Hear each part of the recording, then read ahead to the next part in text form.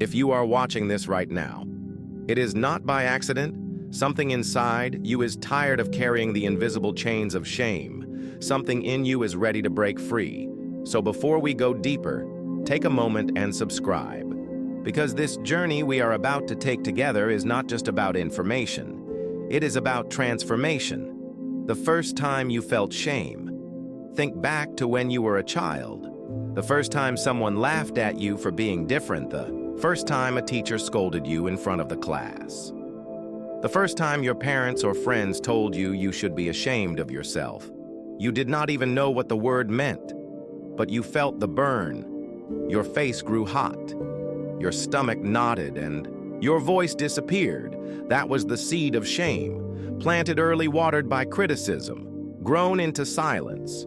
And from that moment, the shadow followed you. In school, when you hesitated to raise your hand. In love, when you felt unworthy of affection. In your career, when you doubted your own potential. Shame has been the quiet voice saying you are not enough. The ancient weapon of control. In the earliest tribes, shame was used to enforce survival rules. If you broke the hunting laws or challenged the leader, the group shamed you because exile meant death. That instinct never left us. Religions carried it forward. Governments carried it forward. Societies built on hierarchy carried it forward. Parents unknowingly pass it to children. Shame became the cheapest form of control. No whips, no prisons, no chains, just words. And yet those words scar deeper than steel. Guilt versus shame. Understand this difference. Guilt says, I did something wrong. Shame says, I am something wrong. Guilt can be healthy. It tells you to correct a mistake. Shame is poison. It convinces you that you are the mistake. And once you believe that it does not matter what you do, you can succeed and still feel unworthy. You can be loved and still feel unlovable. You can be free and still live like a prisoner. Stories of shame and defiance. History is filled with those who refused to bow to shame. Think of Galileo, accused of heresy for saying the earth revolves around the sun. The church tried to shame him into silence, but the truth could not be shamed, and eventually it reshaped the entire world. Think of Harriet Tubman, a woman born into slavery. Society tried to shame her into believing she was property. Instead, she became a liberator of thousands, leading them through the Underground Railroad. Her very existence was a rebellion against shame. Think of Nelson Mandela. He was branded a terrorist, shamed by his oppressors, imprisoned for 27 years. They tried to strip him of dignity, but he walked out of prison with his head high and became president. Shame could not own him because he never accepted it as his truth. And in modern times, think of Brené Brown, a researcher who built her career on studying shame itself. Instead of hiding from it, she shone a light directly into it. Her work has freed millions from carrying that unnecessary burden. Why shame works so well. Neuroscience shows that shame activates the same regions of the brain as physical pain. Your heart races, your chest tightens, your skin burns. It feels like an attack on your very survival. This is why we shrink, why we avoid risk, why we hide from opportunities. The body treats shame like death. But here is the secret.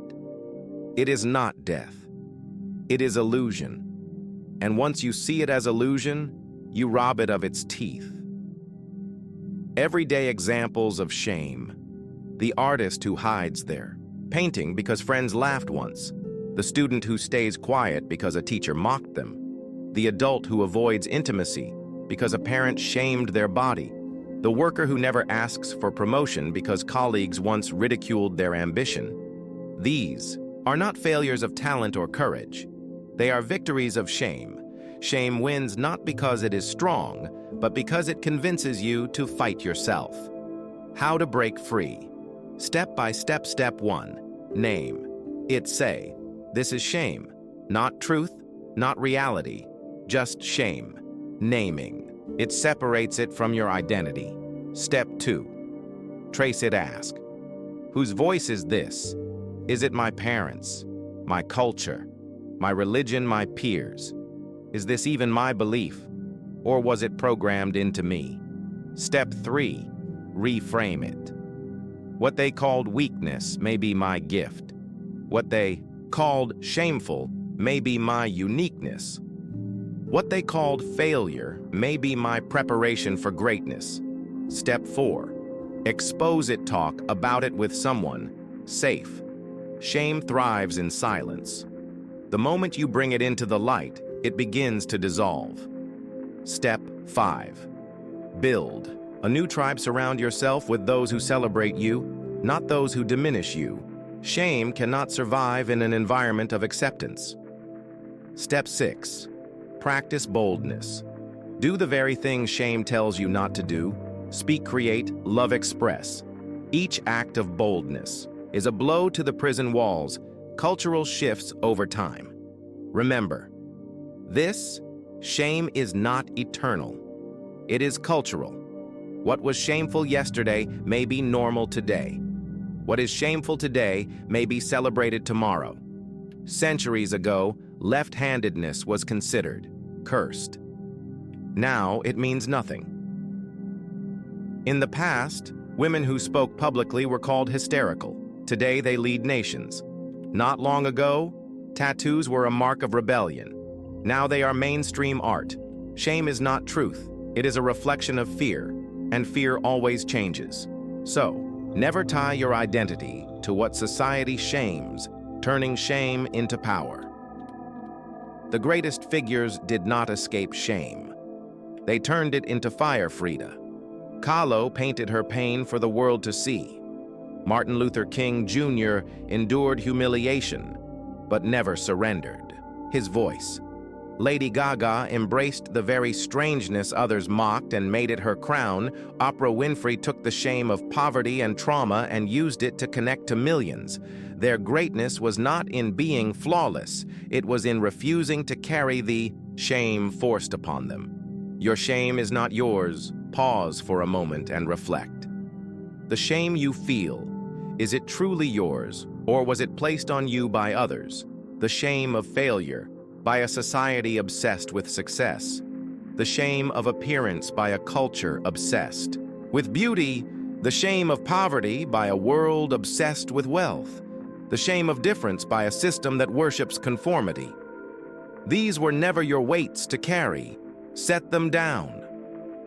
Life beyond shame. Imagine your life without shame. Imagine applying for the job without doubting yourself. Imagine speaking your truth without fear of ridicule. Imagine loving who you want without fear of judgment. Imagine creating without asking for permission. Shame has kept entire generations silent. But your voice, your art, your truth does not belong in chains. The final transformation. So watch carefully. When shame rises again, and it will pause and ask, whose voice is this? Is this the voice of truth or the echo of control? Refuse it, reject it, replace it with your own voice. Because once you stop letting shame define you, shame loses all power. Closing call. The world has been shaped by those who refuse to bow to shame, and now it is your turn. So live boldly, love loudly, stand in your truth without apology, because once shame no longer controls you, nothing can stop you. You have heard the stories, you have seen the path. Now the question is, will you take it? This is Mind Paradox, and shame will never control you again.